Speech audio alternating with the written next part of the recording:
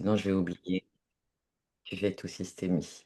D'accord et depuis que tu as découvert que ce n'est pas toi le problème, bah, dis donc ça te va vachement bien, hein? Ouais, je trouve aussi. Ça j'ai ce sentiment de légèreté, d'avoir enlevé un poids. Ouais, ouais. C'est ouais, c'est assez drôle. Ouais, Je ouais. pense que Ça, ça se voit. Ça se voit, oui, Moi, bien je le sûr. vois. Je Non, me dis: évidemment. «Waouh!»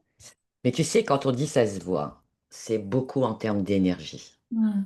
mmh, C'est pour cette raison que, je crois que c'est vraiment enfin, j'y ai jamais vraiment cru parce que j'ai expérimenté autre chose. Quand on te dit, voilà, en présentiel, tu as la personne, c'est plus chaleureux, on sent son énergie et cetera. Ben non, c'est pareil en distanciel. Alors c'est sûr que moi, le nombre de fois où j'ai eu envie de prendre, faire un grand hug à une de mes clientes, j'ai pas pu le faire évidemment, parce qu'à distance, ça ne se enfin, c'est difficile, bon, pas possible. Mais je pense que l'énergie, même en visio, ça se sent. Mmh. Moi, je la vois l'énergie, tu vois? Je la vois. mmh, C'est pas la peine de se maquiller davantage, c'est pas la peine de se faire un bon brushing, c'est pas la peine de ça n'a strictement rien à voir. En termes d'énergie, ce qui se dégage mais toi aussi, tu sais, Malik, hein? Mmh. Toi aussi, hein? Moi, je n'oublie pas que j'ai enregistré notre premier échange, hein? c'est intéressant de se Ah, c'est revoir un petit très peu, hein. intéressant. J'ai, Très. j'ai- bon, j'ai écouté parce que nos replays, Mmh, mais pas trop. Je prends mmh, des notes mmh. et j'attends Noël pour m'entendre parler, enfin, toutes les conneries que je sors là, Voilà. et voir cette Ah, évolution. Et mais oui, mais mais même oui. là, hein, tous les jours un petit peu, un petit peu, un petit peu. euh, Ton fameux avec quoi tu repars et que tu as pis quand tu as plissé. Et, Le tamis, ouais, pas le le tapis, tamis, le tamis. le tamis. Et je me dis, ouais, c'est pas mal, c'est pas mal, c'est pas mal, c'est pas mal. Et tous les jours, hein, tu vois, j'en prends un, je dis, ah, celui-là, Mmh, celui-là, mmh. celui-là. Je vais te demander des droits d'auteur, hein, je préviens. Si tu peux, moi, je suis pas comme ça, c'est bon, il n'y a pas de souci. Il y en a encore, moi, dans le sac. Hein. Comment tu vas, Jeanne? En quelques mots? Je vais bien, Oui? merci. Vous m'entendez? Ah oui, Oui. oui, on t'entend très bien. Ouais, OK. ouais. Et toi, Je vais Amandine? bien. Oui. Ah pardon, je Mmh. pensais que tu avais terminé. Mmh, mmh. Non, je disais, je suis au début d'une remontée d'énergie, donc ça va. Ah, ça Mmh. se voit aussi, tiens. Une remontada. Oui, une Yes! remontada. Exactement. Attends que je piétine pas mon chien. Et toi, Amandine, comment ça va? Alors moi ça va, petite forme, je sors d'une bonne grippe, Ah ouais, donc quand même. ouais, Mmh, c'est bien. donc mais ça va. Eh oui. Mmh. Tu évacues? Tu élimines? Ah bah là, ouais, Hein? depuis 3 semaines là, si j'évacue pas, je ne sais pas ce que c'est, mais Il y a ça aussi, il faut accepter les symptômes physiques, hein. Vous savez ça? ah bah là, Ça peut être comme vous vous exprimez, très différemment, surtout toi, Audrey, hein. Vous exprimez vraiment très différemment. Tu peux avoir, des petits trucs à la gorge, par exemple, tu vois? Des petits crachats ou des choses comme ça qui devaient sortir. Donc c'est très important aussi de respecter ça. Tu peux avoir un peu mal aux épaules, tu vois? Ce sont des choses qui parlent. C'est le corps qui parle, hein, parce qu'un ouais, corps là mon corps comprimé parle. ouais, ah, il faut le remercier, hein et Mmh. surtout remerciez-le, hein. Non, je verrai quand ça ira un peu mieux parce que là j'ai mal partout. On Mais bon après voilà, je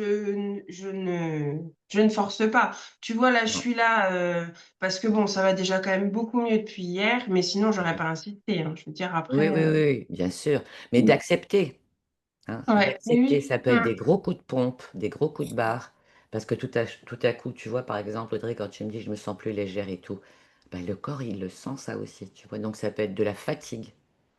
Ça Ah peut oui, oui, être, oui. beaucoup de choses qui lâchent au fond. Parce que qu'est-ce qu'on fait dans le fond? Qu'est-ce que vous faites avec moi? On se déleste. Mmh. Vous délestez de plein, plein, plein de choses qui sont tellement inutiles quand vous en prenez conscience. Mmh et là, on va parler du syndrome de l'imposture. Je préfère le dire comme ça que le syndrome de l'imposteur, hein, parce que Mmh. imposteur, ça fait un peu pointer du doigt. Et en un mot, qu'est-ce que tu dirais, toi, Audrey?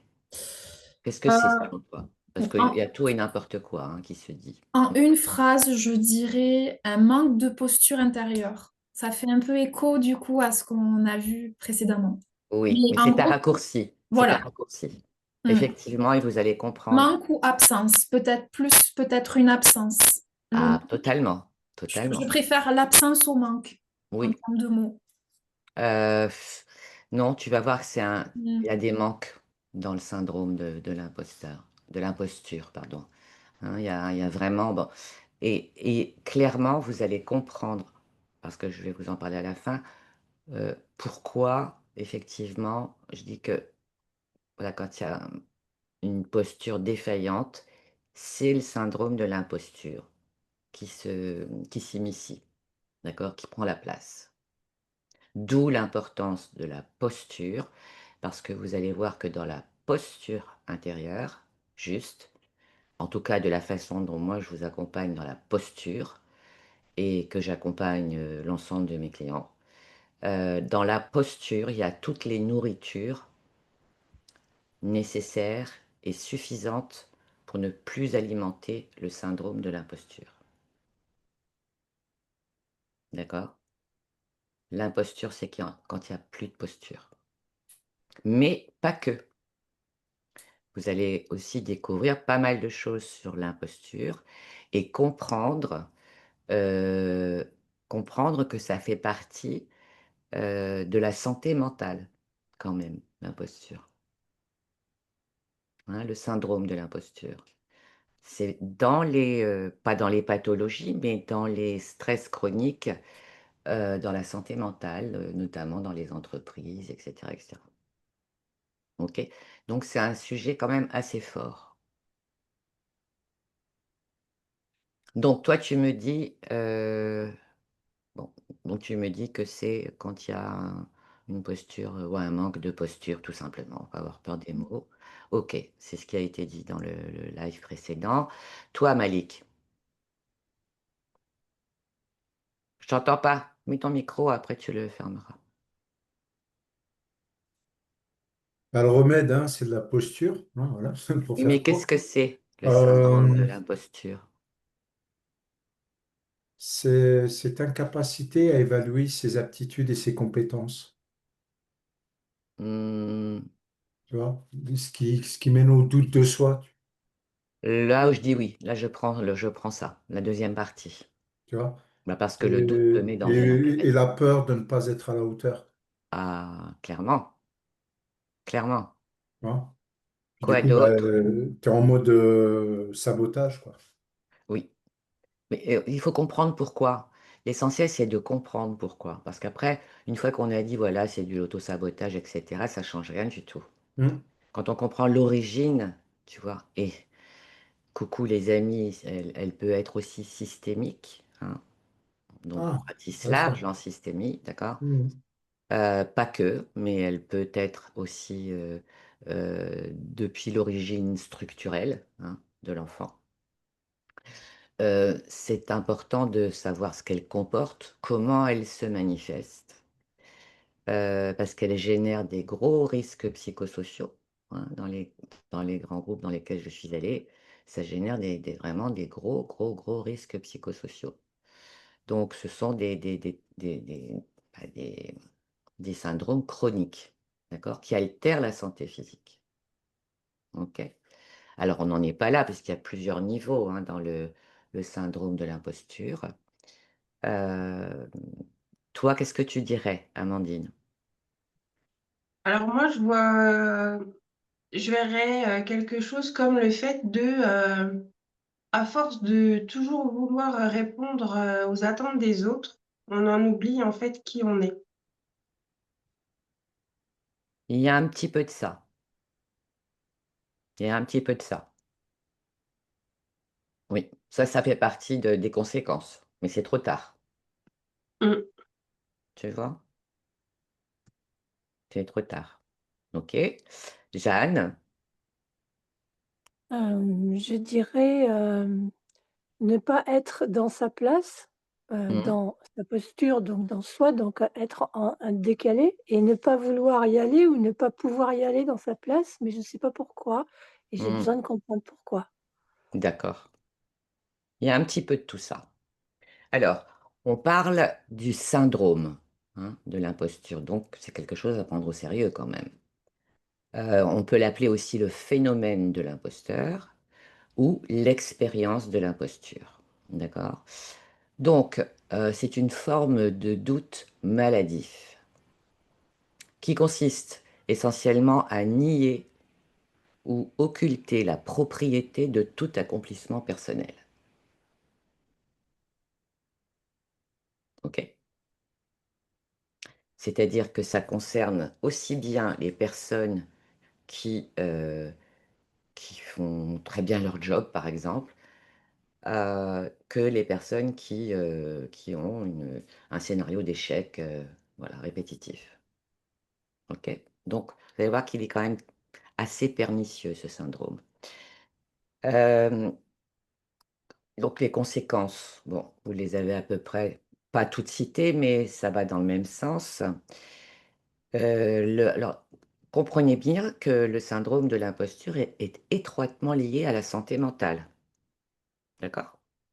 C'est que l'issue pour une personne qui a vraiment un syndrome de l'imposture constant et permanent, c'est direct le burn-out, l'épuisement et donc c'est lié à la santé mentale. Je suis au regret de vous dire ça, mais il y a des études cliniques qui le démontrent. Donc étroitement lié aux problèmes de santé mentale, c'est le doute constant avec, en filigrane, la peur de l'échec, même quand il ne se passe rien, l'anxiété qui peut devenir une anxiété chronique. Donc on a la peur de l'échec, l'anxiété qui peut devenir chronique et qui génère en permanence du stress, qui lui aussi peut devenir chronique, mais du stress négatif, parce qu'il y a un stress positif. OK? Là, le stress négatif, c'est à ce moment-là qu'il faut s'occuper de lui, qui peuvent mener à la dépression, bien évidemment, et à des troubles anxieux généralisés.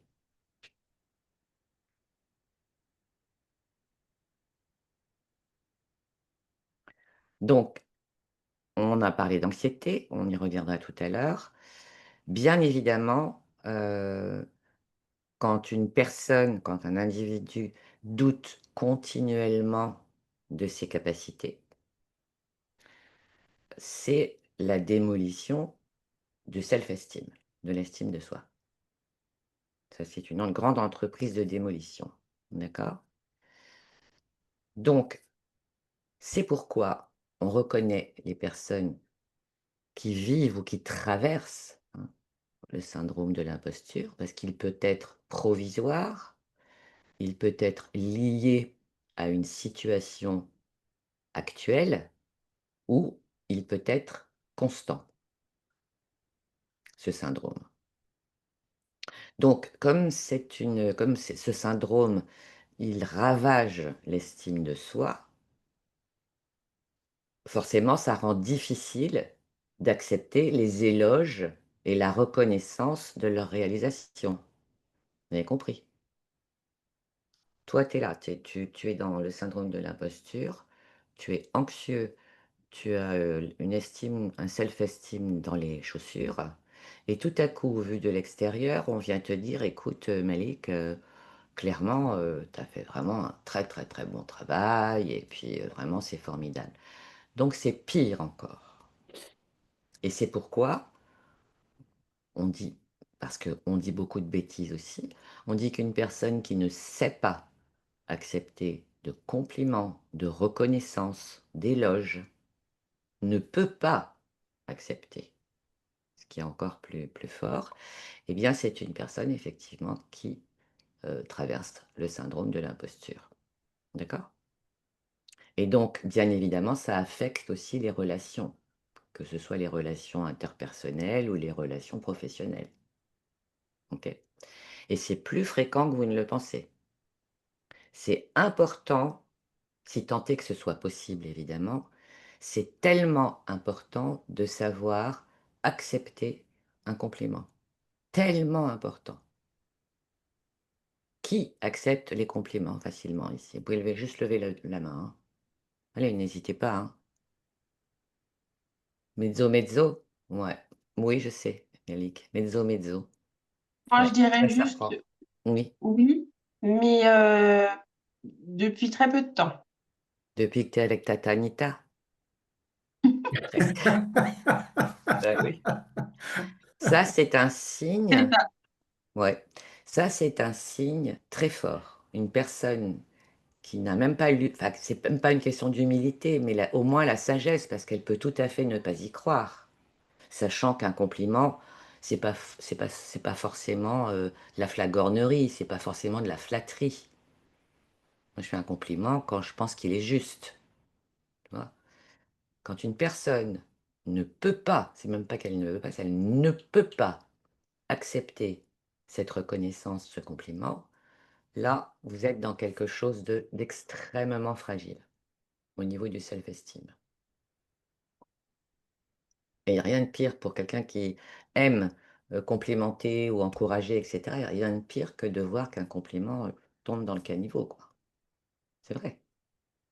Alors que derrière, il y a le syndrome de l'imposture qui manage tout ça, parce que c'est le syndrome de l'imposture qui empêche de recevoir un compliment. Il y a tellement de doutes à l'intérieur et vous allez comprendre un peu plus tard. Je continue. Donc ça rend difficile l'acceptation des éloges, et ça peut affecter les relations personnelles. Parce que c'est vraiment très pénible d'être aux côtés d'une personne qui n'accepte pas: «Ah bah tiens, tu bonne mine aujourd'hui» ou «Tu jolie» ou «Ah ça te va bien» ou un truc comme ça, c'est vraiment pénible, quoi. C'est vraiment pénible. Alors qu'à l'intérieur, il y a tout le demande. Tu vois? C'est ça le paradoxe. Dans le domaine professionnel, donc le syndrome de l'imposture peut être particulièrement préjudiciable, oui, notamment pour la raison que je viens de vous citer, et il peut conduire et souvent il conduit à l'auto-sabotage. Là où les personnes laissent passer des opportunités ou refusent des promotions parce qu'elles pensent qu'elles ne les méritent pas. Donc c'est un étouffoir d'ambition et clairement ça peut entraver, le déploiement d'une carrière. C'est pas bon pour la créativité non plus, parce que nos métiers demandent aussi de la créativité. Nous ne sommes pas des perroquets. Pour les personnes travaillant dans les domaines créatifs, le syndrome de l'imposture étouffe toute créativité. Pourquoi? Parce que toute expression artistique, nous pouvons aussi être des artistes, hein, de l'accompagnement, toute, expression artistique est étouffée par la peur de n'être pas à la hauteur. Et cette peur de n'être pas à la hauteur, elle conduit à des blocages à tous les niveaux, que ce soit la créativité, que ce soit le self-esteem, que ce soit, donc heu, c'est difficile de repousser ses limites dans ces conditions et c'est difficile d'explorer et d'avoir de nouvelles idées et de se renouveler. Mmh. Donc en termes de manifestations, je vais les citer rapidement, nous avons le sentiment d'inauthenticité qui peut être très douloureux. Ça, je l'entends beaucoup. J'ai l'impression de ne pas être authentique. Donc, pourquoi? Bah, parce qu'il y a un masque. Pourquoi? Parce que j'ai peur de déplaire, parce que j'ai peur de ne pas être à la hauteur, et cetera, et cetera. Tout est lié. Donc, l'impression de tromper l'autre, heu, l'introversion aussi, ça peut être aussi une manifestation du syndrome et une difficulté à intérioriser ses propres réussites.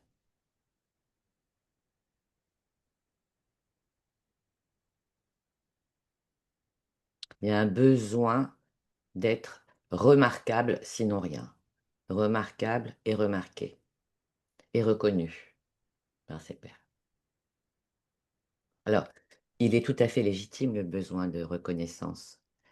Là, il est à l'excès, il est poussé à l'excès dans le syndrome de l'imposture. Il est poussé à l'excès. Et vous allez comprendre pourquoi ça peut amener à la dépression, au burn-out. Vous allez tout comprendre tout à l'heure. Et il y a aussi un signe très très fort qu'on appelle la surestimation des compétences de l'autre. Ça, c'est un signe du syndrome de l'imposture. Vous savez, la possibilité et surtout la propension, je dirais, la propension à idéaliser les autres.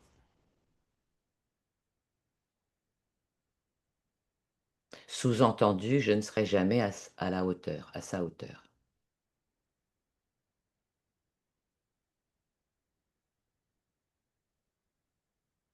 OK? Parce que lorsque et pendant que j'idéalise les autres, j'en profite pour dénigrer mes propres compétences. Oui, mais moi, c'est pas pareil. Oui, mais moi, c'est un coup de chance. Toi, tu fais mieux, toi, tu sais mieux, toi, c'est un piège, d'accord? C'est un piège et ça va ensemble, hein. Là, vous allez voir les paires d'opposés avec ce syndrome de l'imposture. Il y a énormément de paires d'opposés. Peur d'être démasqué. De quoi? On ne sait pas. Donc, on a parlé d'anxiété, donc là, je vais parler d'anxiété généralisée, d'autodépréciation. C'est très anxiogène, tout ça. Il y a une peur panique de l'évaluation. Pourtant, et là, on atteint la deuxième paire d'opposés, la deuxième paire des opposés, c'est qu'il y a la personne qui vit un syndrome de l'imposture, s'auto-évalue en permanence.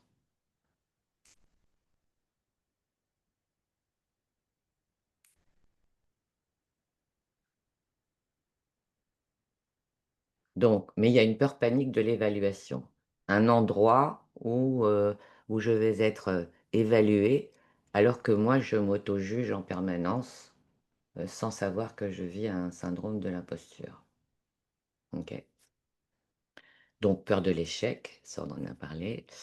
Euh, Il y a, voilà, encore une paire d'opposés. Il y a la peur de l'échec et la peur de la réussite.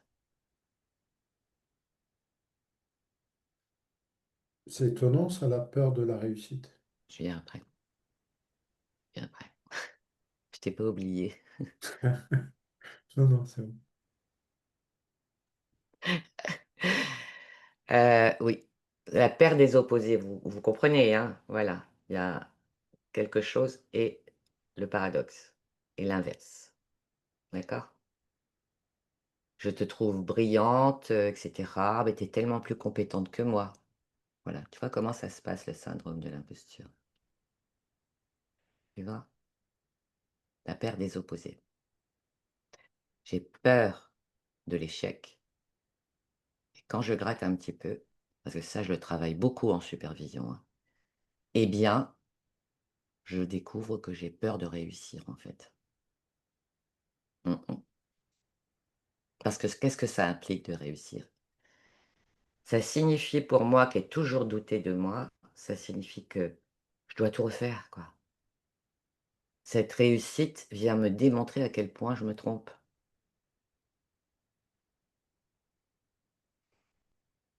On y revient. Tu vas voir ce qu'il y a en plus.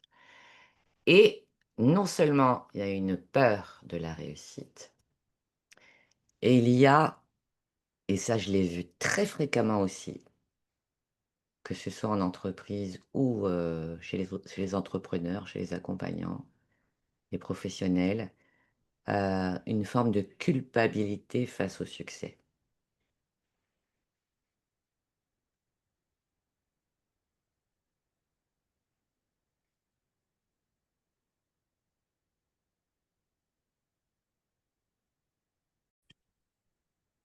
C'est intéressant, hein, de voir à quel point c'est puissant. Qu'est-ce que vous en pensez jusque-là? Euh, ça en fait des causes, hein. Pardon? Ça en fait des causes, hein. Mhm. J'ai, je viens de noircir 3 feuilles là, pour finir, faire de la réussite. Ça m'interpelle. Ouais, vous allez comprendre très facilement. Audrey, qu'est-ce que tu en penses? Moi, j'ai envie de dire que les opposés s'attirent finalement. Bah, c'est classique hein, en psychothérapie, la peur la paire des opposés. Mm. L'autre jour, je vous ai dit, on est tout et l'inverse de tout. Voilà, quand on explore vraiment de façon profonde, et ça, vous allez en trouver beaucoup dans vos génogrammes aussi, hein. Les peurs profondes, euh, oui, derrière les peurs, il y a quelque chose qui a envie de pousser quand même. Hmm. Des paires d'opposés. Tout est l'inverse de tout. Là, c'est très fort hein, dans le syndrome de l'imposture. Amandine, est-ce que c'est OK pour toi? Oui, oui, ça me... Ça me gratouille ou ça me chatouille? Non, non, mais là, je me prends tout dans la face, là. Pour parler avec des mots, voilà. Oui, bah, méligiaphone, écoute. Mais il n'y a pas de hasard et je trouve ça très bien. Alors, ça va pas te donner de la température, hein, ça va pas te rendre plus malade. Tu le sais tout ça, tu vois. Active cette partie de toi qui sait, hein. Tu tombes pas du tabouret là, ok? Parce que c'est pas suffisant de savoir. Moi, j'entends ça à longueur de journée. Oui, mais Anita, ça je le sais. Oui, mais ça je le sais. Oui, mais ça je le sais. Ok, tu le sais. Ok. Mais si c'était suffisant de le savoir, ça se saurait déjà. T'as même pas besoin d'être accompagné. Ça n'est pas Bah, suffisant. c'est pas le fait de savoir, c'est le fait de me rendre compte surtout Hmm. que tous les points, je les ai vécus, mais sans Oui, réellement faire le lien, si tu veux. Donc c'est pour ça que d'accord. moi, du coup, quand je te dis que ça résonne, Ah c'est oui. que je me dis, waouh, Hmm. en fait, c'est bien, bien, bien plus profond, Oui. pardon, que ce qu'on que ce qu'on nous dit aujourd'hui de ce que c'est que l'imposture, tu Ben, vois? c'est pas un hasard si je fais ce live parce que pour moi, ça, c'est vraiment la base de la base de la base, surtout quand tu es accompagnant. Alors, et je l'ai vu dans les entreprises, je répète, sur vraiment des postes, des statuts très élevés, des présidents de groupe, des dirigeants. Tu vois? Donc, c'est important de le regarder tel qu'il est. Et tout à l'heure, j'ai précisé qu'il est dans la catégorie de la santé mentale en entreprise. Tu vois? Ah Donc, il n'est ben pas à oui, non, prendre à la mais légère. ouais, ouais. C'est sûr que c'est pas sur les réseaux sociaux que tu vas entendre parler de ce qu'est le syndrome de l'imposture. OK? Et Non, là, et là où tu as raison de le prendre comme ça, à la fois, ça explique aussi d'autres choses auxquelles tu n'as pas pensé, que tu n'as pas reliées. ah Possiblement, mais là, en fait, tu c'est vois? autant ça vient Oui, alors ça me percute, oui, mais autant je me dis: «Je suis pas folle». Enfin, c'est un peu voilà, contradictoire, mais voilà, voilà quoi. C'est voilà. ouais. Mmh. Ouais, ouais, non, non. J'en ai accompagné beaucoup, hein, je peux te dire et que, ben, en supervision, c'est essentiellement ça aussi, hein. Tu passé par là, Mmh. hein. Donc la culpabilité quant au succès. Là, voilà. Donc le cycle de l'imposteur, le cycle de l'imposture, plus exactement. Donc je vais vous le montrer ici. Je vais partager mon écran et je vais vous laisser regarder le cycle, comment ça se passe. Est-ce que vous le voyez? Oui. Est-ce que c'est assez grand? euh, Ou alors, ça, ce sont mes petites notes à moi, là, syndrome de mhm. l'imposteur, sentiment d'efficacité personnelle, estime de soi, dépression, anxiété, stress, affect négatif. Vous le voyez ou pas? Oui. Voilà. Donc vous voyez que tout est lié, tout ce qu'on vient de voilà, hop et ça peut t'emmener dans des affects négatifs. Voilà la spirale et les cycles de l'imposture. OK? Dépression, anxiété et tu peux remonter. On voit très clairement que, c'est lié au sentiment d'efficacité, hein, sa façon de contribuer, par exemple, en tant qu'accompagnant, à l'efficacité des transformations que vous proposez et c'est étroitement lié à l'estime de soi. Mais ça, on y reviendra parce que même là-dessus, il y a des choses que vous n'avez jamais entendues, l'estime de soi, d'accord? Donc moi, j'aime bien mettre les points sur les i et d'y aller en profondeur parce que ça sert à rien de parler du syndrome de l'imposture si vous ne savez pas exactement ce que ça signifie. Je le mettrai dans l'espace cool, ce document. OK? On continue? Heu, Ce qui est, assez troublant aussi dans ce syndrome de l'imposture, c'est que la personne elle-même aura une façon très, très, très particulière de se présenter.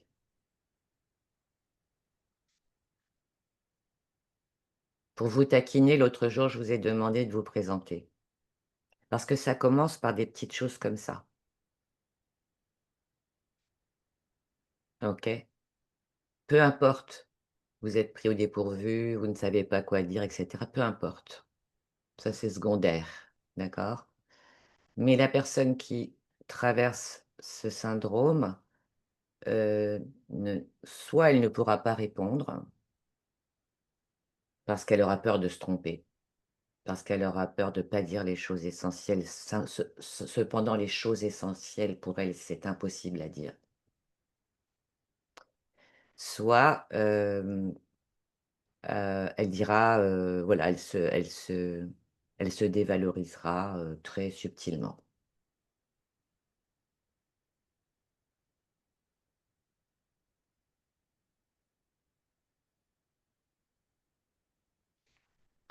Tout ce qui circule inconsciemment dans le cerveau, et dans le mental surtout, hein, on va faire la part des choses, de la personne qui traverse un syndrome d'imposture. Il y en a qui ne le savent pas, hein. Il y en a qui mettent ça sur le compte de l'autosabotage et cetera, mais l'autosabotage, c'est juste qu'une conséquence, hein. Hem, tout ce qui traversera le mental de la personne qui souffre donc de ce syndrome, ce serait du plagiat, ce serait tricherie, ce serait fausse intelligence. Il y a quelque chose de l'ordre de la fraude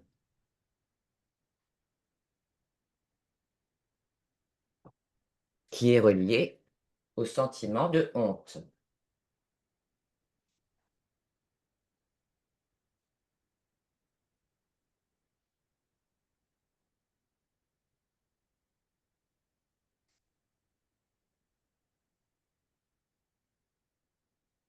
Et comme il lui est difficile à cette personne, il lui est difficile d'accepter les félicitations, la reconnaissance, donc il est difficile de croire qu'il mérite des retours positifs.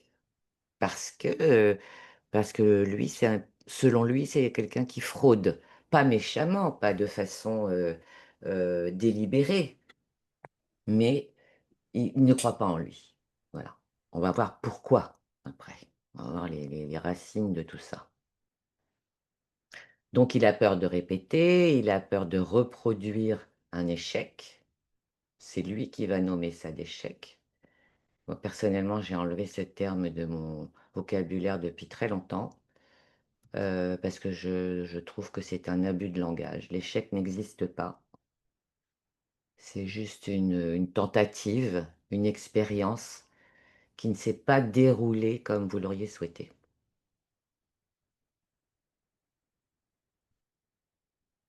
Pour moi, l'échec, je l'associe plutôt à quelque chose d'immobile. Ça, pour moi, c'est un état d'échec.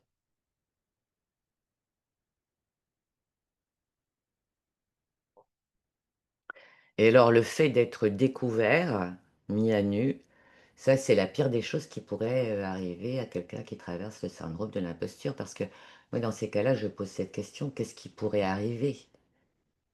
Alors ils savent pas, mais c'est comme ça, c'est engrammé. C'est dans le corps, c'est dans le mental, c'est imprimé quelque part.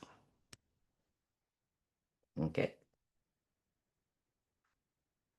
Quelqu'un qui a le syndrome qui traverse le syndrome de l'imposture, c'est quelqu'un qui va, par exemple, dans un groupe, heu, qui va être toujours en compétition, au niveau des connaissances, au niveau des compétences. C'est, encore une fois, la paire d'opposés, soit c'est le retrait et l'introversion, soit c'est l'extraversion, mais dans la compétition.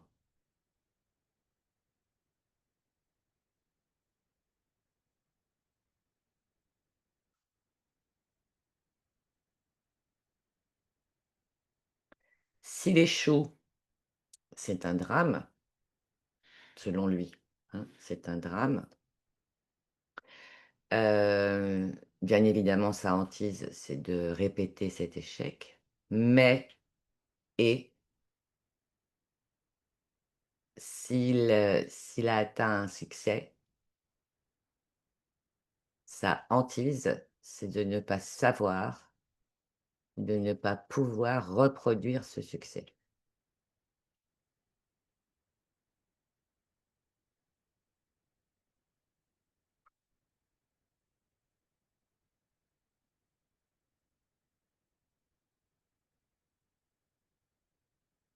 Et retenez bien cette notion de compétition.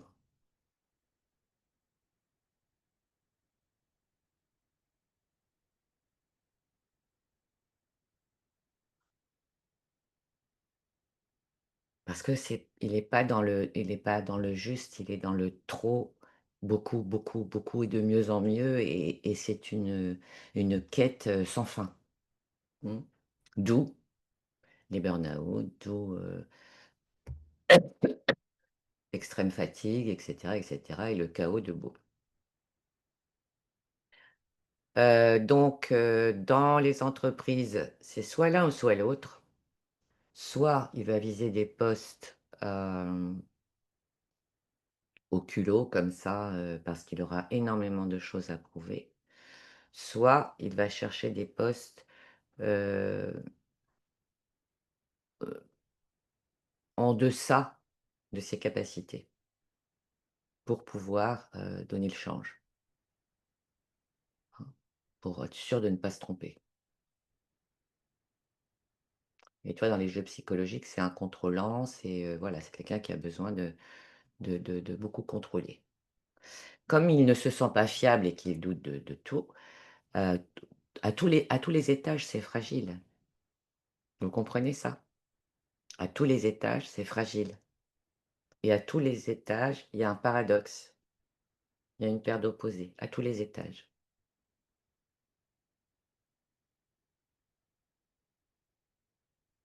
Et quand il se présente, c'est extraordinaire, dans le discours.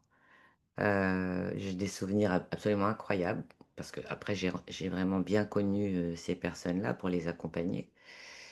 Eh bien, il y a une présentation de soi qui est totalement erronée.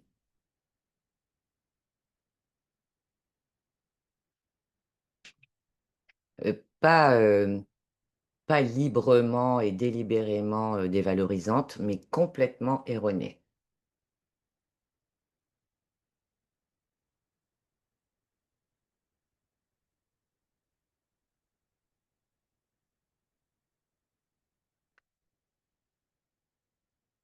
Alors pourquoi la peur du succès?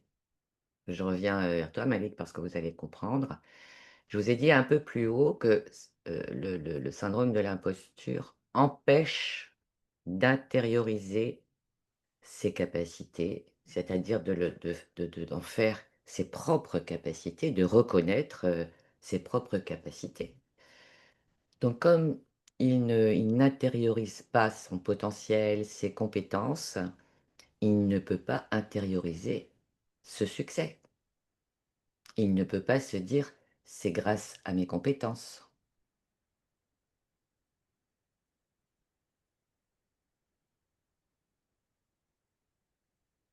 Même s'il accumule des signes évidents de compétences et de réussite, le problème au cœur du syndrome de l'imposture, c'est de ne pas intérioriser, de ne pas s'approprier les compétences dont il a fait preuve pour aller au succès ou à la réussite.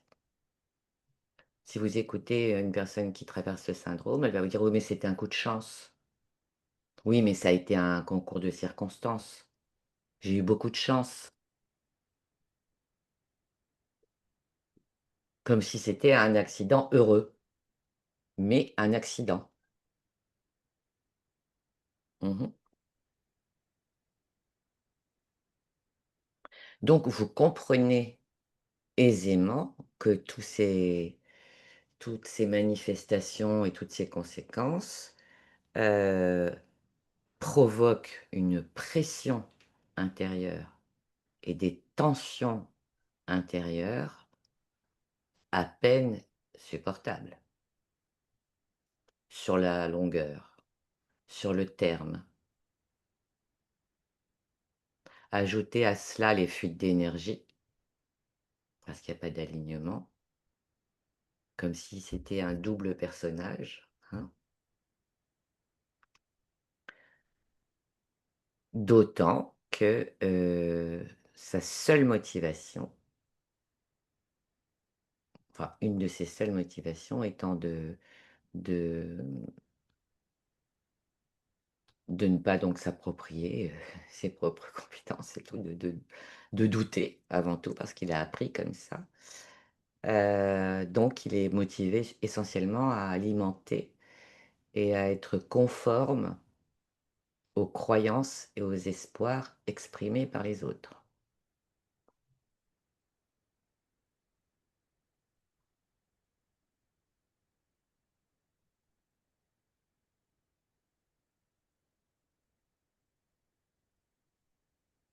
Donc c'est un syndrome qui peut se révéler d'une part de façon transitoire, hein, ça peut être un cycle au cours de sur la ligne du temps, un cycle de vie et puis disparaître à un moment lorsque le contexte est plus favorable, hein. Il peut se révéler transitoire, heu, dans une situation précise, par exemple. Ça peut être dans son métier, dans son entreprise. En fonction des situations. Si on propose un poste plus élevé ou des fonctions, différentes.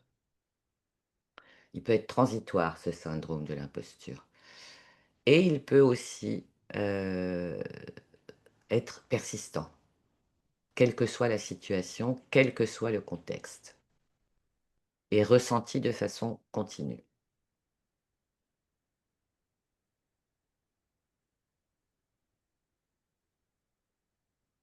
Alors on y arrive. Évidemment, l'environnement du développement, psycho-affectif de cette personne, c'est-à-dire, en bas âge.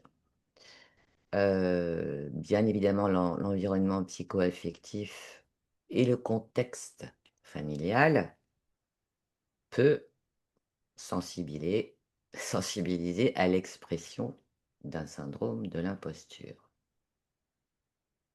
Comment comment ça se passe au sein d'un système? Que ce soit l'entreprise ou la famille, précisément? Comment ça pourrait se passer selon vous?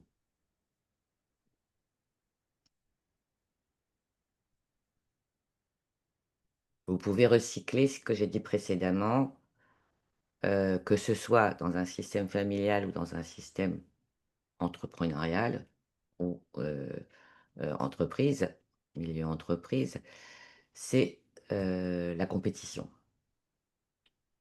hein, l'atmosphère de compétition.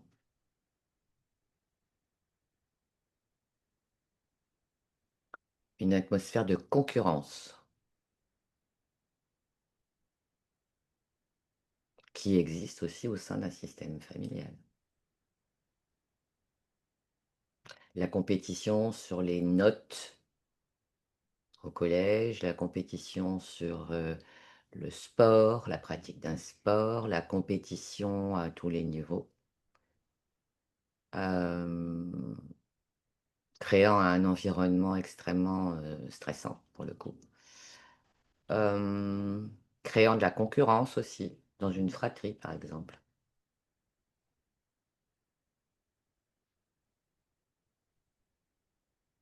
Donc, là où il y a compétition à tous les étages, bien évidemment, on ne parlera pas de coopération. Il y a donc un manque de collaboration. Des fortes pressions de réussite. Ça fait partie des causes de ce syndrome de l'imposture. Des fortes pressions de réussite.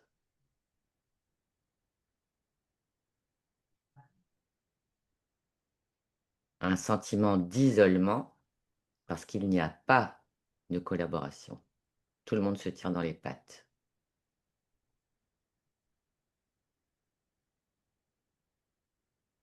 Et donc, comme il y a un sentiment d'isolement, comme il y a heu, de la compétition, et cetera et de la solitude, donc il y a un manque de soutien. Tout est orienté faire, produire.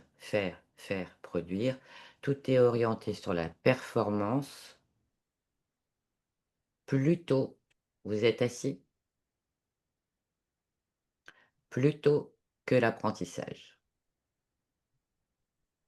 Et ça, c'est une grande cause, grande source du sentiment d'imposture.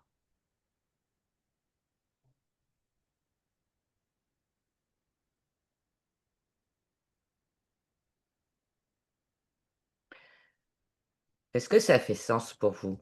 Parce que là, on touche des choses assez fortes. Quand je dis que tout est axé sur la performance,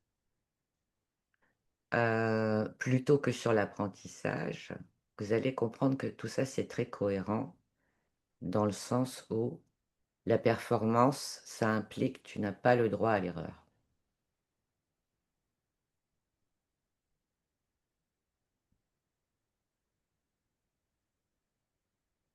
Et donc, quand on n'a pas le droit à l'erreur, eh bien, on agit que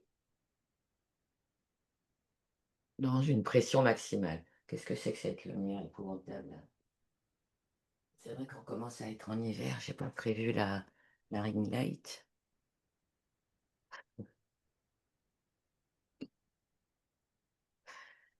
Vous comprenez que la boucle est bouclée?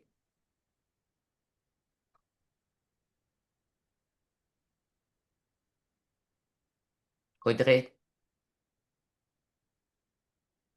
on le retrouve beaucoup, hein, pas le droit à l'erreur, peur de se tromper. Vous comprenez que tout ça, c'est lié. En fait, c'est un cercle, hein. Bah, tu as vu les Serpent qui cycles? se mord la queue. Eh oui, bah oui, même plus, qui se mord la vie. Mmh, mmh.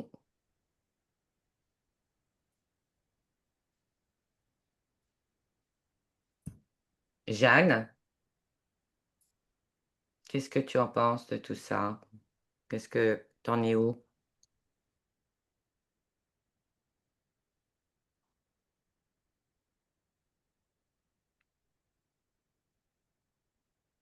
Je t'entends pas. Et ton micro? Mmh,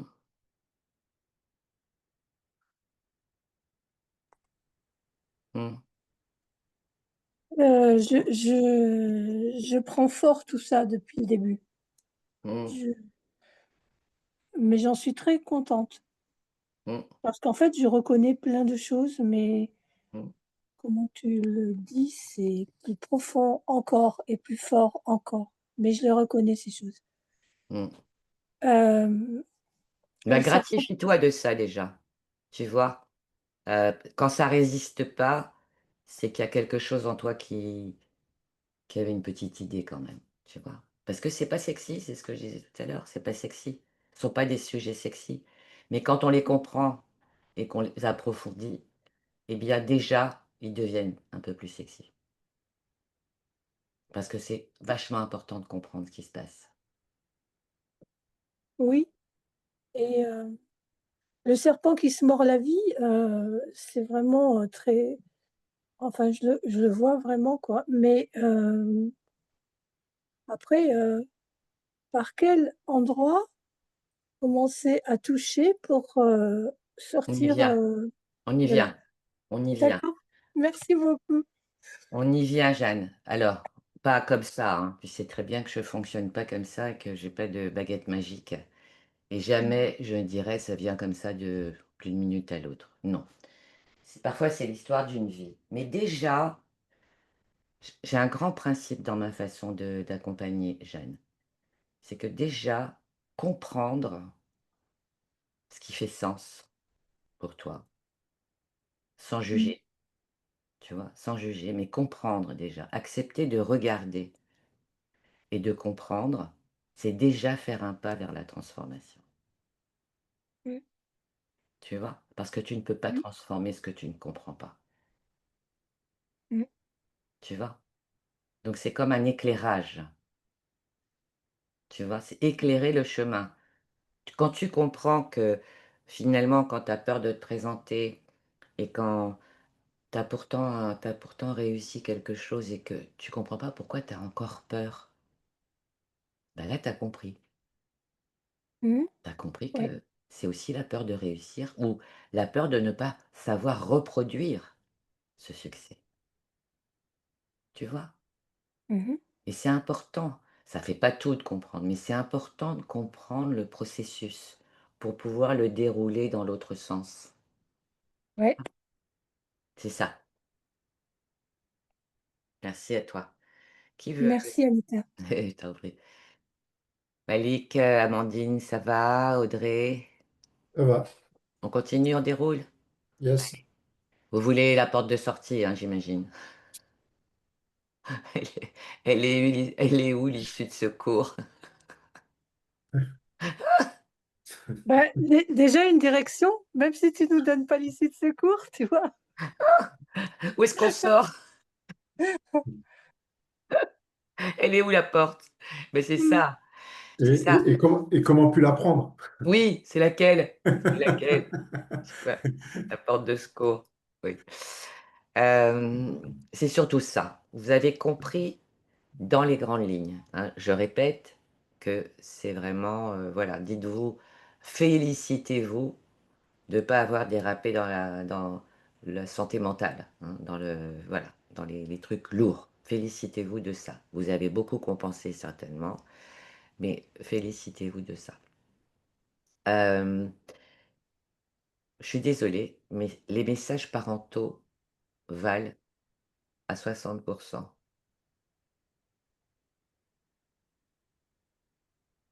d'un point de vue du développement psycho-affectif. Les observations,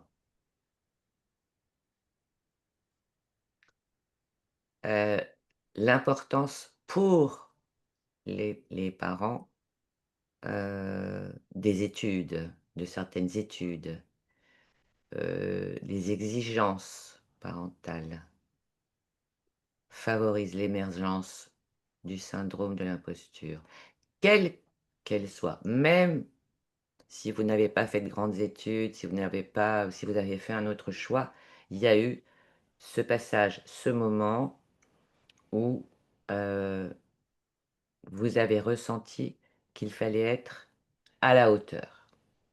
Peu importe pourquoi faire, hein, mais à la hauteur. OK. Hem, il y a eu aussi dans le système une étape qui n'a pas été, vécue, c'est le renforcement des talents. et des compétences.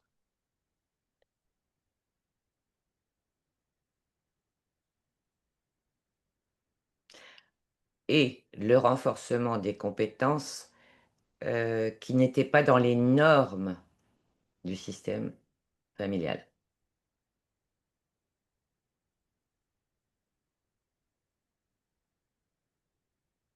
Qu'est-ce que ça signifie? Ça signifie, je prends un exemple tout bête, un enfant qui joue du violon comme bah, vous faites un café. Mais les normes familiales ne prennent pas ça en compte parce que c'est pas un métier.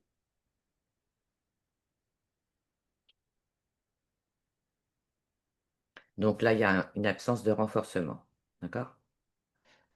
Mais au-delà aussi des modèles parentaux, hein, toute personne signifiante dans l'enfance, hein, peut avoir un rôle aussi dans le développement du syndrome de l'imposture. Pourquoi? Parce qu'on trouve, dans la dynamique familiale, on trouve donc mais ça c'est un autre sujet, on en parlera une prochaine fois, la nature de l'attachement, d'accord? On va voir la théorie de l'attachement, mais très, très rapidement. C'est lié, hein, tout ça c'est lié au syndrome de l'imposture. Il y a 3 types d'attachement, hein, pour les enfants. Heu, on le verra, nous, en Bowlby. Il y a l'attachement sécure. L'attachement sécure, pour un enfant, c'est lorsque les besoins de l'enfant, de manière cohérente et régulière, naturelle et authentique, sont, prodigués. Les réponses aux besoins des enfants, d'accord? On va parler d'attachement sécure. Il y a un attachement anxieux où les réponses aux besoins des enfants sont irrégulières ou incohérentes. Et puis le troisième type, la troisième forme d'attachement, c'est l'attachement évitant qui résulte donc des négligences et le syndrome de l'imposture vient de l'attachement anxieux.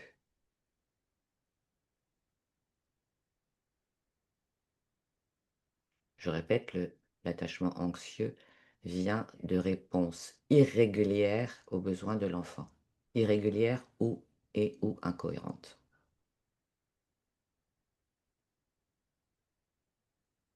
Donc, des enfants qui ont vécu un attachement anxieux,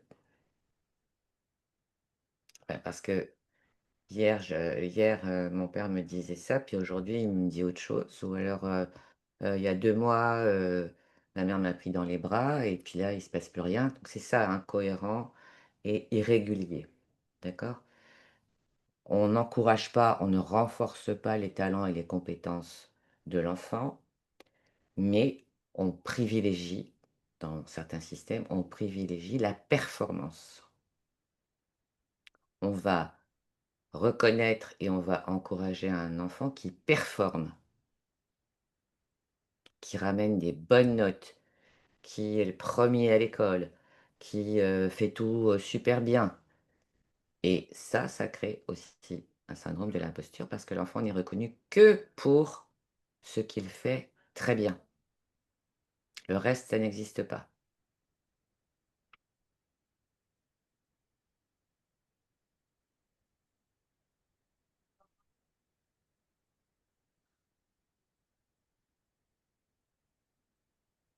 Donc, dans l'attachement anxieux, hem, eh bien, voilà, l'enfant va essayer de trouver une certaine forme de sécurité dans une relation extérieure au système familial. Et donc, c'est là où on parle du serpent qui se mord la queue, c'est que, eh bien, il va en partir du postulat que, c'est le regard extérieur, c'est très important. Ce que pensent les autres, c'est très important et qu'il a besoin de se construire dans le regard des autres, et cetera, et cetera, et cetera. Vous faites des liens là? Oui? rechercher constamment l'approbation positive de l'autre, rechercher la reconnaissance dans le regard de l'autre. Ça vient de là aussi, le syndrome de l'imposture. C'est-à-dire que l'enfant est reconnu dans ce système, reconnu pour ses bonnes notes. C'est un performeur. C'est une valeur sûre. Donc on ne parle pas d'affection, on ne parle pas de voilà, et donc ça met une pression, maximale, hein, maximale.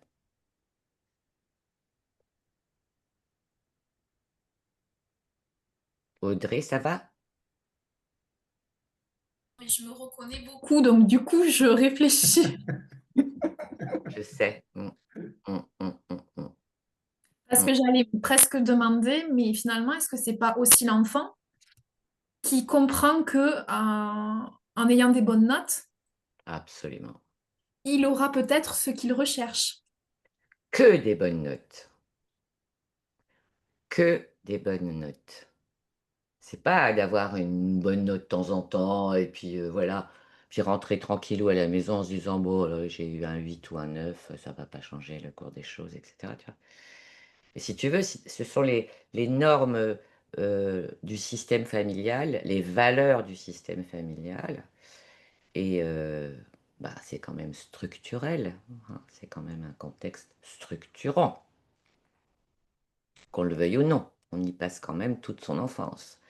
Donc le rapport aussi à la valorisation de l'intelligence, mais sur la base de quoi? Il faut que tu sois intelligent. Il y a des parents qui disent ça à leurs enfants, tous mais qu'est-ce que c'est être intelligent? Sur la base de quoi? Tu vois? Il faut que tu sois le meilleur. Oui, mais le petit garçon, il va faire tout ce qu'il faut. Mais si tout ça, c'est posé sur, un attachement anxieux, irrégulier, tu vois, aléatoire, il y a zéro repère, zéro. Alors on valorise l'intelligence. Il y a aussi le poison, le 2e poison qui s'en mêle, c'est la comparaison. Oui, mais chez nous, il faut être intelligent, ou alors moi, chez nous, il faut faire des grandes études, ou alors chez nous, non, il faut être bon au sport et il faut être le premier surtout. Donc vous voyez un petit peu le mmh ça met la pression quand même, hein. La valorisation de, voilà et vous mêlez à tout ça, vous allez le réécouter, vous allez retrouver plein de choses. L'adulation de pour l'adulation des parents pour un l'enfant du voisin, par exemple, qui a fait ça. Oh là là, incroyable! Puis alors ton frère, à ton âge, il avait quand même, déjà eu le bac, avec 2 années d'avance quand même, hein. Donc c'est tout ça et là, on a tout le cortège des frustrations qui remontent et cetera. Donc quand je vous dis que c'est un sujet très puissant, très profond, on ne le prend pas à la légère. On est loin des émotions d'affection, de sécurité, de réconfort, de de oui, de sécurité affective, hein, on est loin de tout ça, hein. Comme s'il y avait des enjeux, voilà, comme si, on était en train de fabriquer un président de la République, hein.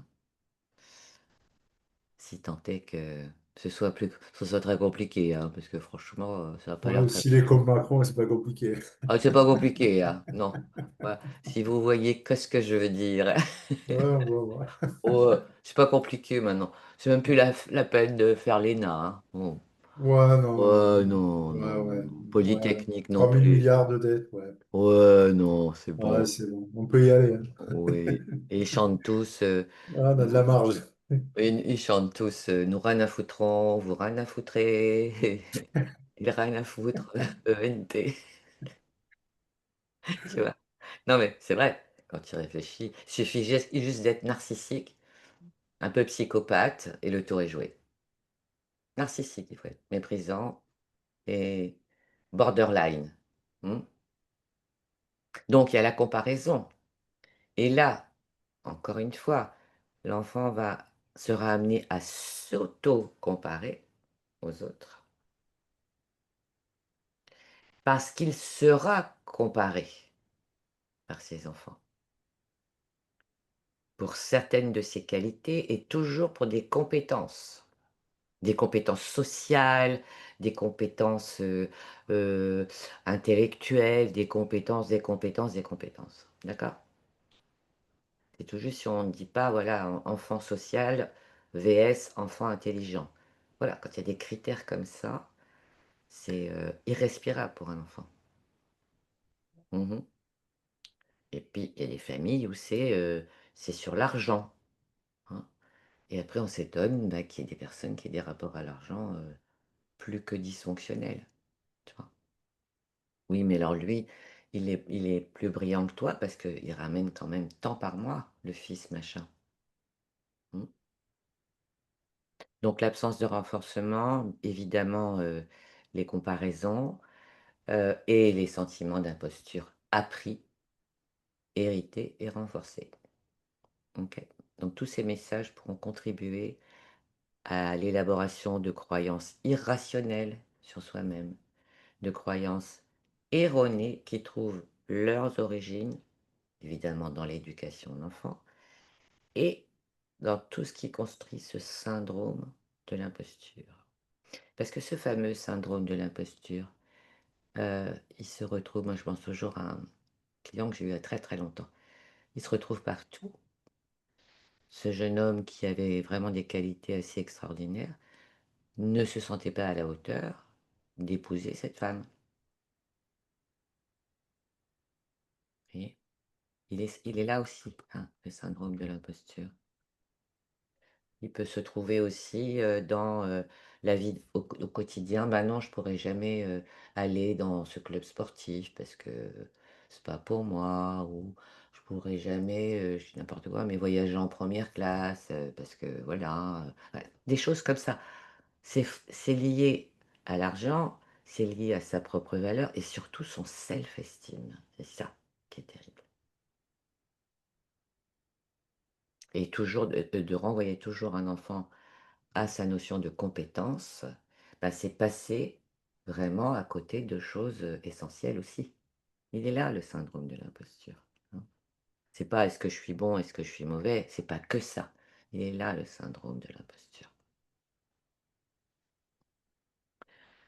La peur du succès, on l'a vu, c'est trop difficile à assumer. Donc le syndrome de l'imposture, c'est à la fois la peur et la culpabilité. C'est à la fois, la peur de l'échec et la peur du succès, de la réussite. C'est la peur du changement, parce que c'est trop challengeant. C'est la peur d'être différent. Mmh.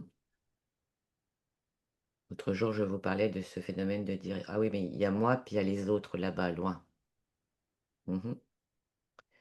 C'est aussi la source d'un isolement social et émotionnel, OK? Alors que dans la paire d'opposés, il y a la peur de l'abandon et la peur du rejet, famille, amis, collègues. La peur d'amener des attentes plus importantes et des objectifs plus difficilement réalisables. La peur d'évoluer. Mmh. La peur d'affirmer ou de s'affirmer dans une compétition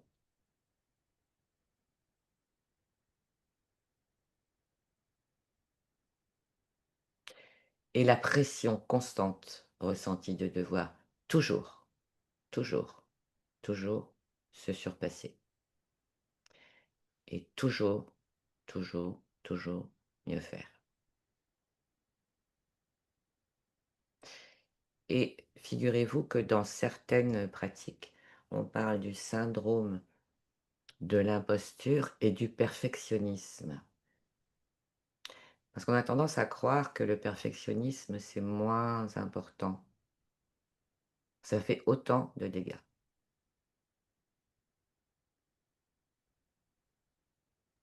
Bien Et sûr. là, pardon? Ouais. Ils sont Avant, sur on le parlait de même, ça. ils sont Au sur le même piédestal ou... au même niveau. Syndrome de l'imposture et du perfectionnisme. On les a divisés, par la suite.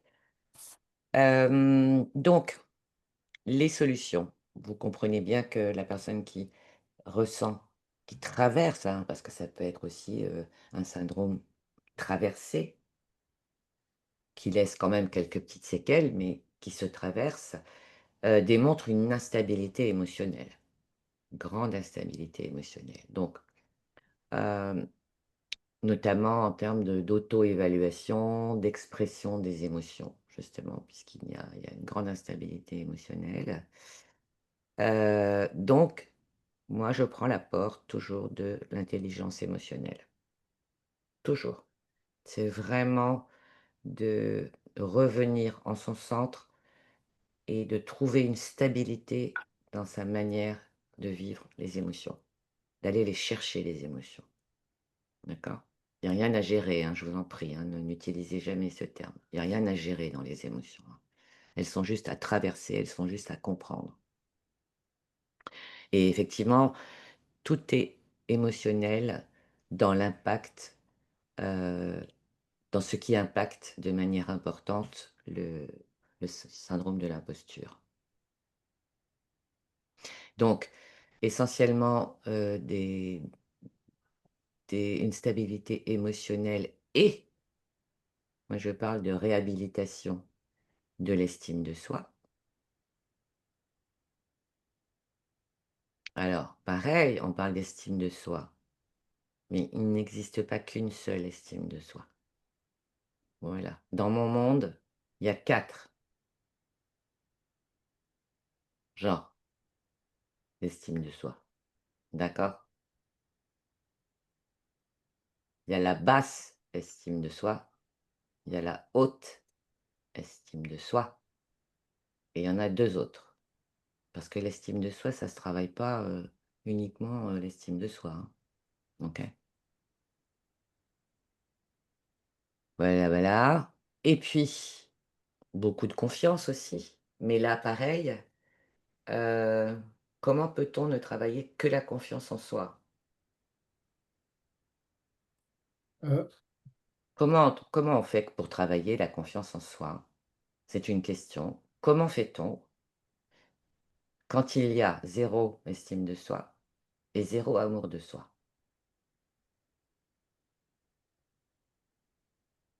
La confiance en soi, c'est un trio majeur. C'est S'appuyer sur ses points forts. estime de soi. Non, mais je pose la question, comment peut-on, heu, construire, nourrir la confiance en soi, s'il y a pas d'estime de soi et s'il y a pas d'amour de soi? Ah, C'est ça ma question. Donc c'est de la travailler vraiment en trio majeur. Moi, c'est ce que j'appelle le trio majeur et je la travaille comme ça toujours parce que je ne comprends pas comment on peut travailler la confiance en soi sans travailler les murs porteurs. Mmh. L'estime et l'amour de soi, à minima.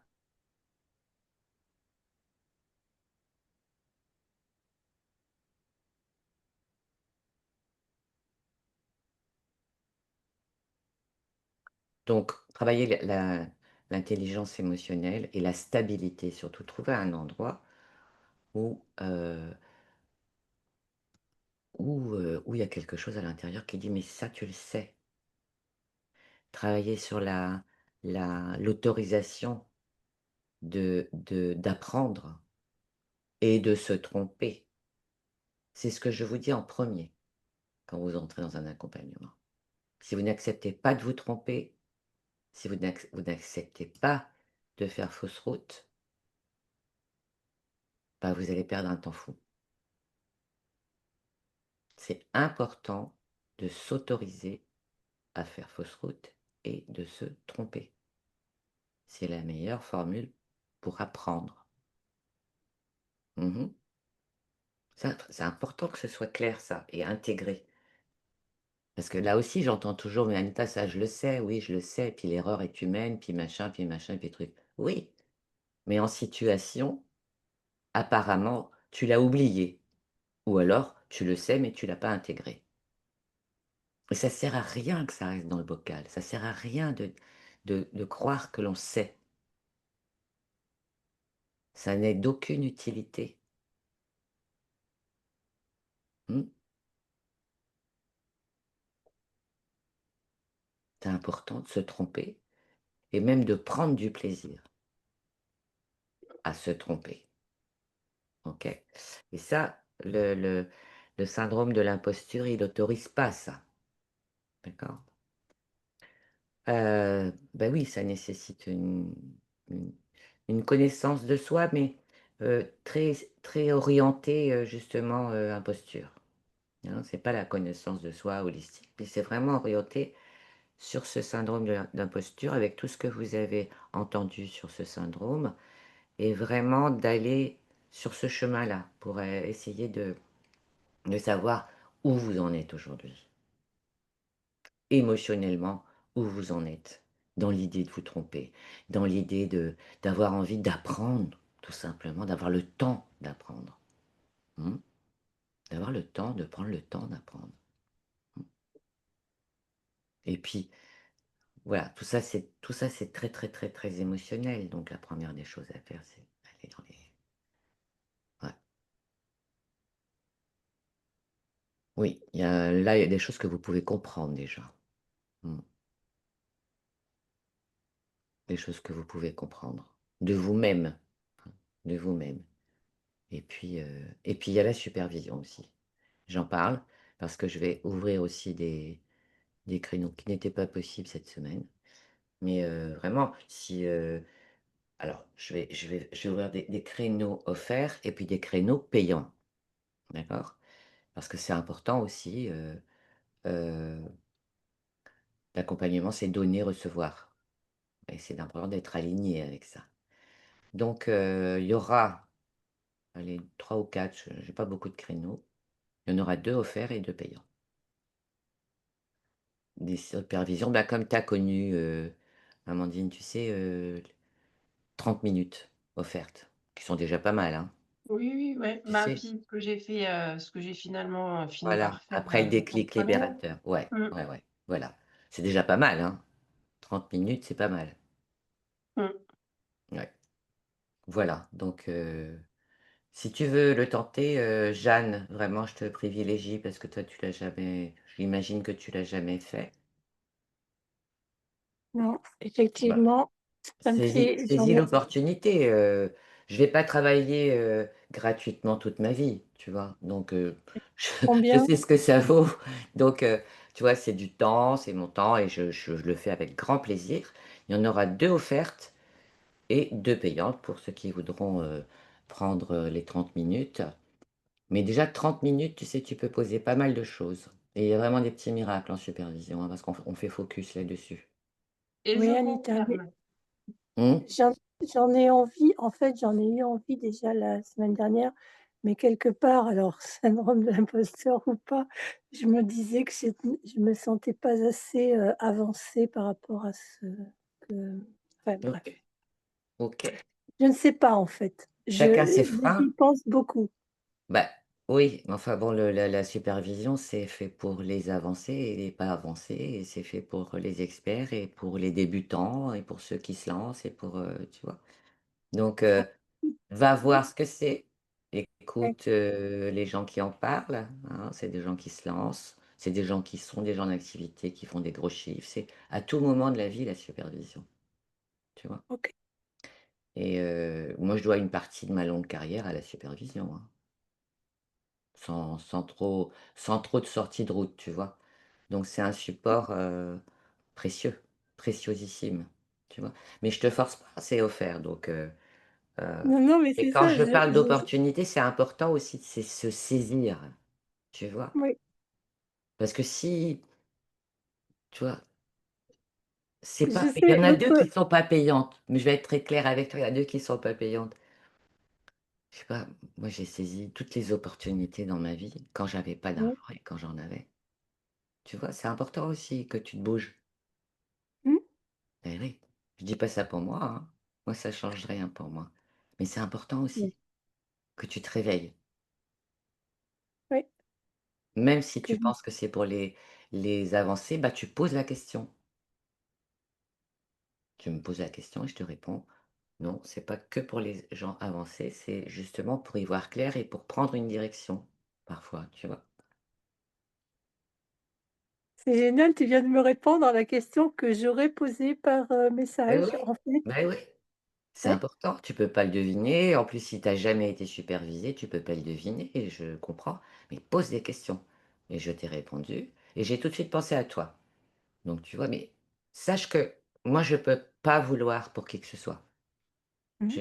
J'ai pas de tu vois? Je peux pas vouloir pour les autres. Je propose, ce sont des propositions et jamais des obligations. Parce que la gagnante, ce sera toi dans l'histoire, pas moi. Oui, Message reçu. oui. On va faire un petit tour de table, de parole, pardon, un petit tour de table, c'est sympa aussi. Amandine, tu repars avec quoi? Mon Dieu, j'en ai encore. Tu repars avec quoi? Euh, alors, beaucoup de choses. Oui, Là, tout est en train, la pelote se démêle là. ouais, ouais, C'est assez impressionnant parce que, alors par contre, et c'est là où vraiment, ouais, c'est clair que la supervision, mais c'est vraiment quelque chose d'extraordinaire parce que je me dis, si tu vois, j'avais assisté à ce genre de choses il y a encore quelques mois, ouais, je sais. je pense que j'aurais été vraiment dans ce truc de me dire,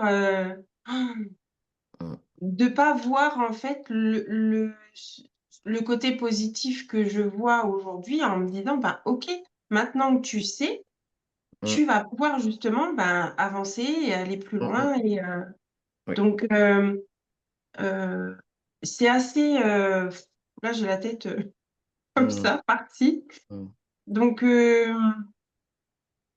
je pourrais pas te dire, tu vois, là concrètement, puis en plus je pense que voilà, étant donné que là ça me touche quand même, très, très profondément, et j'aurais ouais. juste une petite, question, Mmh. parce que justement quand on atteint cette phase de dépression, Oui. hem, tu vois, quand tu disais tout à l'heure qu'après c'est forcément beaucoup plus compliqué, Mmh. et heu et c'est vrai que, moi, tu vois, aujourd'hui, par rapport à ça, j'ai toujours l'impression d'être sur un fil, en fait. C'est récent, tu vois, Amandine? C'est récent et et si tu voyais l'éclairage magnifique que tu as depuis quelques semaines et tout ça? Alors, c'est récent, mais pas tant que ça, parce que moi, mon burn-out, il remonte quand même à 2019. Oui, mais le fait que tu oui, et le fait que là, tu dis: «Mais je comprends» et puis tu vois? Toi, tu as besoin de comprendre, comme la majorité des personnes. Tu as besoin de comprendre, tu as besoin que ça fasse du sens et en plus de manière très transparente, c'est aller au bon endroit. Tout ce qu'on a fait ensemble, c'est des choses que tu sais. Ce sont des choses que tu sais, d'accord? Mais que tu ne t'es pas autorisé parce que ça dessus, parce que ça dessus, puis des déceptions et puis, voilà, je vais pas refaire l'histoire. Mais là, regarde, franchement, tu sais l'image que je vois, moi? Si je devais Non. te parler d'une image, je vois du macadam, tu vois? Vraiment un macadam, bien dur, bien chaud, bien puant, tu vois?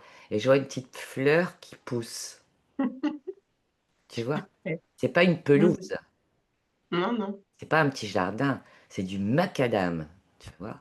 Je sais ce que c'est que le burn-out, OK? Je sais et je vais te dire une chose, Amandine, c'est pas donné à tout le monde de faire un burn-out. Non, c'est pas donné à tout le monde. Mmh. C'est ma conclusion. C'est pas donné à tout le monde. C'est peut-être un peu tôt, tu vois? Mais c'est pas donné à tout le monde. Parce que si tu t'en fais, tu vois, tu transformes le plomb en or, parce que c'est vraiment du plomb, hein. Burn-out, c'est tout cramé à l'intérieur, hein. C'est son nom, hein. Burn-out, c'est voilà, je sais ce que c'est. Donc, et bah, je continue de dire que c'est pas donné à tout le monde. Les crétins qui se remettent jamais en question, ils font pas de burn-out. Ah oui, c'est sûr que vu comme ça, Eh ben voilà, tu vois? ouais. Mmh. Tu vois? Et moi, je pense à ce macadam, moi, je vois une petite fleur là, elle pousse, pourtant il y a rien qui la voilà, il y a mmh, il y a presque oui, plus maintenant, mais parce que tu la protèges, la petite Amandine et tout, mais c'était hostile, quoi. Tu vois? C'était Mmh. vraiment hostile, hein? Bah, ouais, c'est vrai Et qu'avec du recul, voilà, c'était plus elle difficile. avait peu de chances de pousser là, hein, la fleur, hein, tu vois? C'est vrai. Voilà et prends tout ce que tu as entendu, mais fais le tri. Ouais. Hein, parce on est encore en période de délestage là. Allez ça, Mmh. Mmh. hein, allez dehors. Mmh,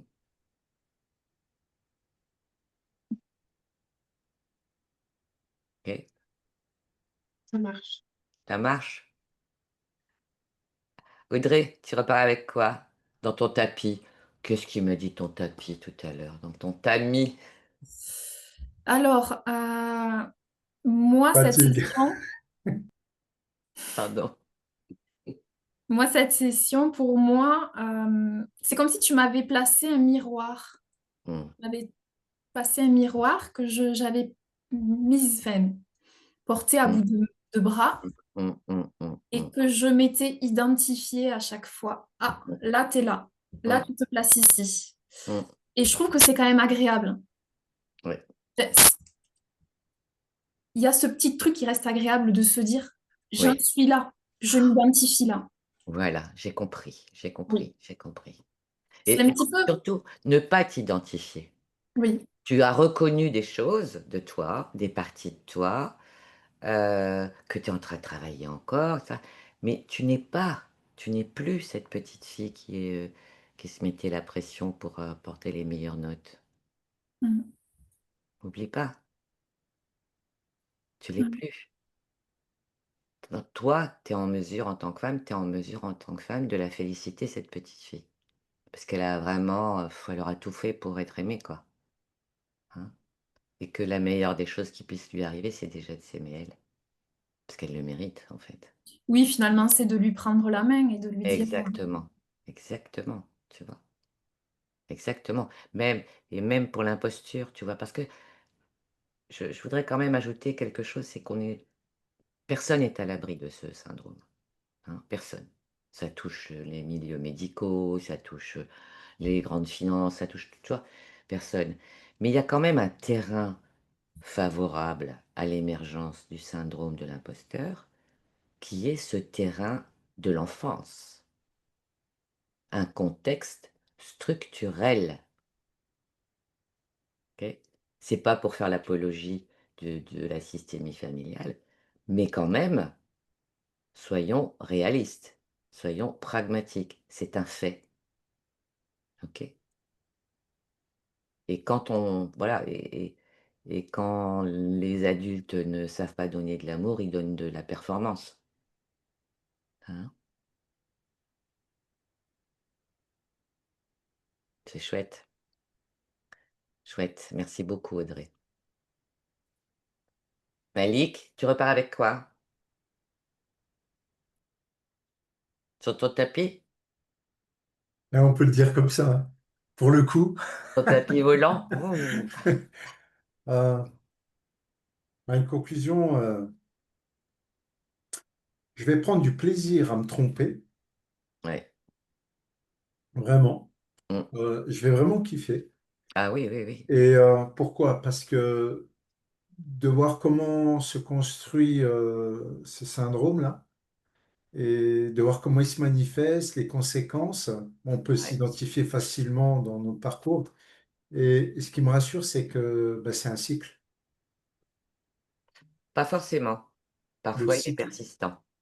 Soit il est, il sort dans une période de transition ou dans une situation précise, par exemple, tu vois? Ça peut être, un changement de statut ou tu vois, un peu anxiogène ou alors il est persistant et là, il est chronique.